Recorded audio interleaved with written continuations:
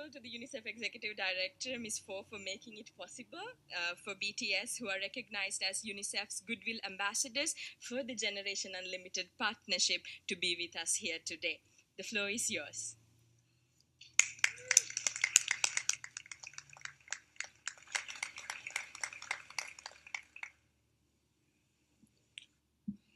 Thank you, Mr. Secretary General, UNICEF Executive Director, and all the excellencies and distinguished guests from across the world. My name is Kim Namjoon, also known as RM, the leader of the group BTS. It is an incredible honor to be invited to an occasion with such significance for today's young generation. Last November, BTS launched the Love Myself campaign with UNICEF, building on our belief that true love first begins with loving myself. We've been partnering with UNICEF's End Violence program to protect children and young people all over the world from violence. And our fans have become a major part of this campaign with their action and with their enthusiasm. We truly have the best fans in the world. And I'd like to begin by talking about myself. I was born in Ilsan, a city near Seoul, South Korea. It is a really beautiful place with a lake, hills, and even an annual flower festival. I spent a very happy childhood there, and I was just an ordinary boy. I used to look up at the night sky and wonder, and I used to dream the dreams of a boy. I used to imagine that I was a superhero who could save the world. And in an intro to one of our early albums, there's a line that says, "My heart stopped when I was maybe 9 or 10. Looking back, I think that's when I began to worry about what other people thought of me and starting seeing myself through their eyes. I stopped looking up at the night skies, the stars. I stopped daydreaming. Instead, I just tried to jam myself into the malls that other people made. Soon, I began to shut out my own voice and started to listen to the voices of others. No one called out my name, and neither did I. My heart stopped and my eyes closed shut. So, like this, we all lost our names. We became like ghosts. But I had one sanctuary, and that was music. There was a small voice inside of me that said, "Wake up, man, and listen to yourself." But it took me quite a long time to hear music calling my real name. Even after making the decision to join BTS, there were a lot of hurdles. Some people might not believe, but most people thought we were hopeless. And sometimes I just wanted to quit. But I think I was very lucky that I didn't give it all up. And I'm sure that I and we will keep stumbling and falling like this. BTS has become artists performing in those huge stadiums and selling millions of albums right now, but I am still an ordinary 24-year-old guy. If there's anything that I've achieved, it was only possible that I have my other BTS members right by my side, and because of the love and the support that our ARMY fans all over the world made for us. And maybe I made a mistake yesterday, but yesterday's me is still me. Today, I am who I am with all of my faults and my mistakes. Tomorrow, I might be a tiny bit wiser, and that would be me too. These faults and mistakes are what I am, making up the brightest stars in the constellation of my life. I have come to love myself for who I am, for who I was, and for who I hope to become. I like to say the one last thing. After releasing our Love Yourself albums and launching the Love Myself campaign we started to hear remarkable stories from our fans all over the world, how our message helped them overcome their hardships in life and start loving themselves. Those stories constantly remind us of our responsibility. So let's take all one more step. We have learned to love ourselves. So now I urge you to speak yourself. I like to ask all of you, what is your name? What excites you and makes your heart beat? Tell me your story. I want to hear your voice. I want to hear your conviction. No matter who you are, where you're from, your skin color, your gender identity, just speak yourself. Find your name and find your voice by speaking yourself. I'm Kim Namjoon and also RM of BTS. I'm an idol and I'm an artist from a small town in Korea.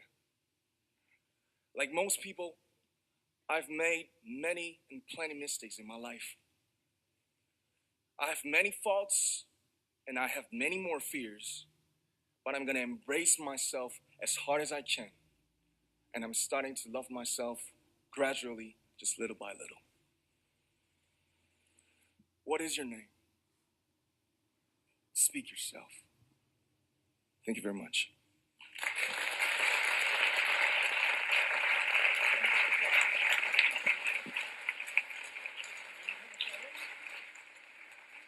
Thank you very much. With so many young fans around the world, it was a pleasure having BTS with us, and I'm thankful that you use your platform and creativity to reach young audiences with positive messages about what it means to be a young person in the world today. All right, that was the Korean pop band group BTS talking at the UN General Assembly, all in a big effort of outreach to youth. And I am lucky to have with me Jeff Benjamin, K-pop columnist from Billboard magazine. Jeff, thank you so much for being on with us. Thank you. It's such an exciting day. A little bit about this moment. I mean, this is a history-making moment, really. A K-pop band at the UN General Assembly. Why is this so important? Yeah, I mean, how many, first of all, musicians, celebrities get to speak at the, people in the world get to speak at the UN in general? This is just a huge moment in particular, and like you said, a history-making moment for BTS. But, you know, I think it's two-folded in why it's so important. On one hand, BTS is here as a representative of their really successful UNICEF campaign, the Love Myself campaign, that's already raised over $1 million in less than a year. On one hand, they're showing that, yes, we have brought a success to UNICEF. We've brought success to the world. We found something, this anti-violence campaign that we're a part of. We really can represent ourselves in that way. But on the other hand, too, you know, we were kind of watching the speeches before, and there were a lot of young people speaking. BTS is one of the biggest bands in the world, biggest artists in the world. They have 2 #1 albums on the Billboard 200 just this year alone. They have, I think, over 15 million Twitter followers. They're huge on social media. They really do represent kind of a band that, even though they're based in South Korea, they can be globally successful and they can have successes around the world, reach so many different people. So on the other hand, I think they're saying that, yes, this is the youth. This is a representative of youth and someone that really can speak to what young people are going through today. Yeah, I mean, they may have their origins in K-pop, but they definitely have become global superstars in their own right. Oh my gosh. I mean, take away even like the K-pop tags, you know, they're going to be, of course, on Good Morning America later this week, but they're performing at Citi Field Stadium later in October, actually. Who's played Citi Field lately? It's been Lady Gaga, it's been Beyonce and Jay-Z. You know, take away they're surpassing their K-pop genre tag. Oh yeah, and they've performed at pretty much every award show over the past, year or two. So they're definitely making an impression, and they've got the followers to prove it and the fan base to prove it. What are they hoping to do with that fan base and now this new initiative? Yeah, I think in particular, you know, the fact that they have so many young, connected people around the world to kind of be able to not just put the, you know, of course, monetary donations are important. BTS, of course, they've actually made a really big statement when it comes to monetary investments in this campaign. 3% of their physical album sales are going to the campaign. I believe their record label, Big Hit Entertainment, donated a hefty sum to the campaign as well. But I think it goes deeper than just money, too. The idea that, you know, loving oneself and feeling self-actualized, feeling self-seen, feeling self-realized, kind of like what RM Kim Namjoon was speaking a bit about in saying that he realized who he was and he realized his dreams and what he looked forward to when he was a little boy.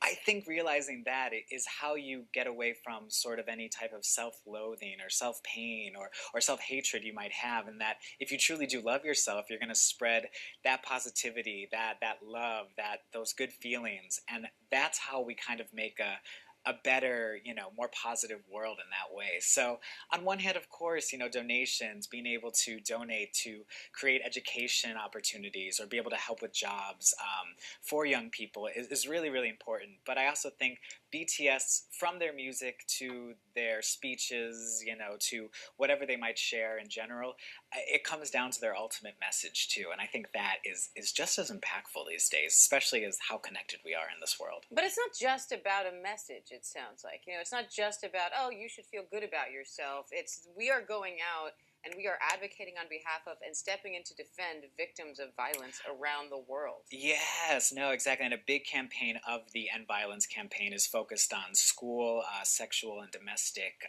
assault victims. And they really are, BTS from the get-go of their career have always made sure to look out for marginalized communities, whether that's been going to communities and meeting with young people or meeting with old people, donating rice to those less fortunate. BTS has always made a really big point in their careers to always give back to those people that might feel marginalized, might feel lesser than accepted. It also goes back to their music.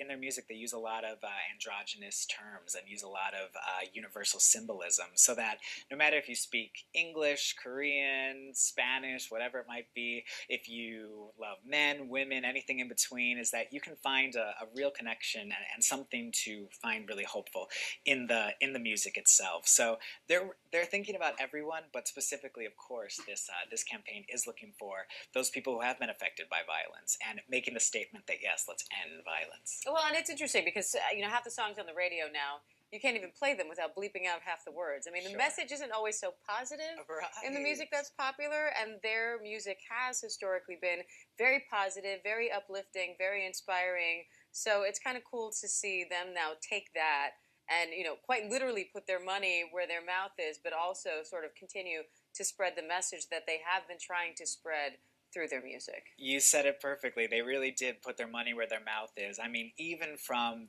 their earliest albums, you know, kind of, they were always a good representation of what people their age were going through. Their earlier music kind of focused a bit more on school life and bullying and kind of trying to navigate one's life through that. But at the same time, their music just got more complex, more interesting, more deeper in sort of the topics they went into. They've talked about everything from politics to female empowerment to mental health issues, things that young people these days really are going through, and anything that, regardless of where you are in the world or who you might be interested in, you know, musically, there is something that you can connect to in that music for sure. Well, great to see them using their immense influence in the world, using those powers for good, and we are so incredibly honored to have them coming on Good Morning America on Wednesday. BTS will be performing live in studio. You do not want to miss